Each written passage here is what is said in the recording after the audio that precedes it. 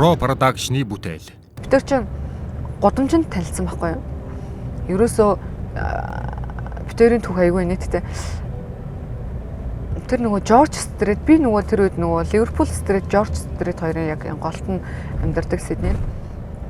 Тэгээ яг тэр өдөр үнэхээр одоо хүний амьдралд нэг уналт гэж байдаг. Түрүү надаас асуусан тэгээ уналт юу байсан бэ гэд тэр миний амьдралын хамгийн уналттай мөч байсан байхгүй юу?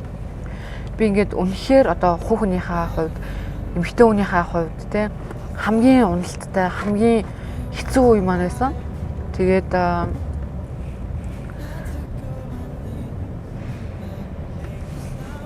ер нь зүгээр үнэхээр нөгөө амар хэцүү үе байсан байхгүй. Тэгэхээр бүх юм ингээд орхий те. Өмнө нь ингээд болсон бүх юмыг орхий. Хангалттай би одоо ингээд хангалттай хичээлээ. Миний амьдралд одоо юу гэдэг би одоо энэс хойш дахиж юу ч ингэж твчихгүй те. Дахиж өөрийгөө ингэж золиослохгүйгээд би ер нь нөгөө аливаа шийдвэр гаргахаараа яг нэг эцсийн цэг дээр очиж би одоо ингээд болцсон. Ингээд инхээр би ерөөсөө эргэж буцаж хардггүй байхгүй. Тэр өдөр ерөөсөө л миний тэр өдрөндөөсөн. Тэгээ би бүр үнэхээр амьдралынхаа хамгийн уналттай үед би Кристтэй анх танилцсан. Жорж Стритээс доош уруудаад нөгөө найзуудтай дааны газараас гараад доош уруудаа явж байсан чинь манай нэг найз надаас Оги чи тэгээ хүн ингээ хайртай болж үзсэн үү гэж асуусан байхгүй. Үгүй би тэгээ хүнд хайртай болж байгаагүй. Тэр хайр гэдэг чинь хаана байгаа юм бэ те? Тэгээ where is my love гэл амир ингээл зүгээр л хинээс ч тэгж асуу. Зүгээр ингээд хариулсан чинь нэг залуу I don't know тэгээ би мэдэхгүй гэж хариулсан байхгүй. Орой төрчин бүр. Тэр нь Крис байсан байхгүй. Зүгээр л тэр чинь нөгөө ингээд зөрөөд өнгөрөх нэгэн одоо секундын тэгээ нэгэн секунд битээр ингээд зөрөөл өнгөрсөн бол тэгэл зөрөөд өнгөрөх байсан.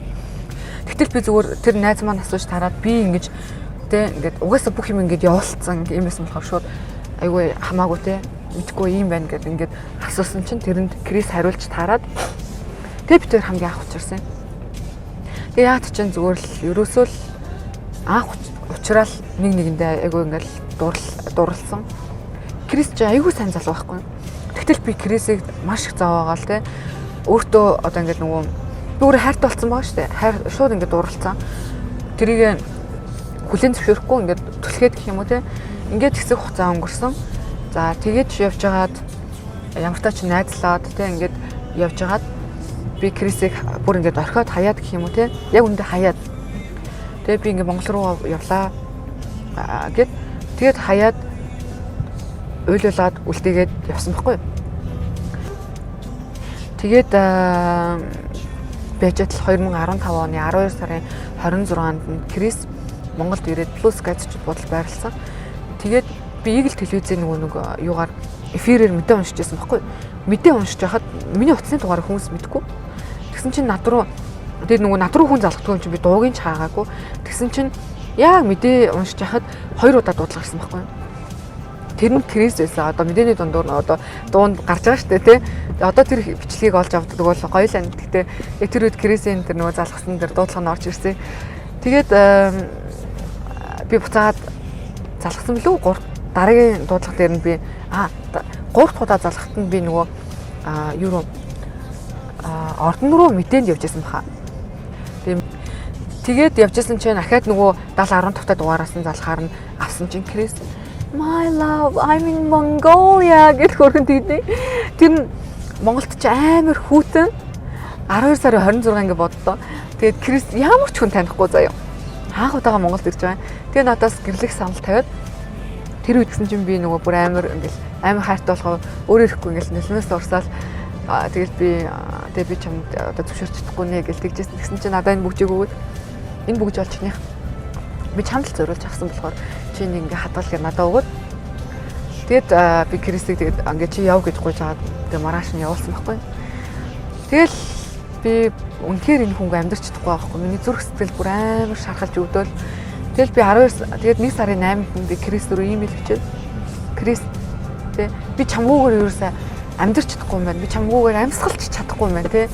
Би чиний эхнэр болсон. Би зөвшөөрж байна тэ. Yes гэж явуулсан. Тэгэл би тэр одоо ягаад тэргүүл би ихтэй Крисгүйгээр яг үндэ амьдарч чадахгүй. Амьсгалж чадахгүй. Тэр хүнд би тийм их хайртай би одоо өөрийнхөө хоёр хүү Крисийн төлөө үнэхээр амиач өгөхөд билээ. Тийм их хайртай энэ хүн. Яагаад гэвэл энэ хүн надад тэр хайрыг өөрөө өгч чадсан байхгүй юу? Хамгийн гоё намайг яг байгаагаар нь хайрладаг. Би чи яг л ийм хүн байхгүй юу? Одоо байгаа маань л одоо юу гэдэг ажил дээр би ажил хэрэгч байдаг тий. Тэгсэн мөртлөө найз нөхдөөгөө гарч орох тий. Эсвэл одоо загварын шоун дээр би ингээл одоо Австралийн том загварын одоо миссийн тэмцээнүүдийг хүртэл би шүүдэг тий. Тэгэхэд тэнд байгаа Оги, гэртээ байгаа Оги тий. Ажил дээр ингээд одоо ингээл яг юм ажил хэрэгч байгаа Оги тэр бүх Огийг хайрладаг.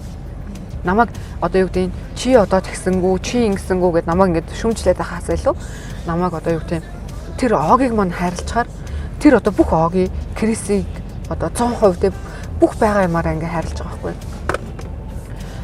Тэгэхээр ерөөсөө тэр Крис энэ хайрыг аваад ан өөрөөс нь бас шалтгаалж байгаа.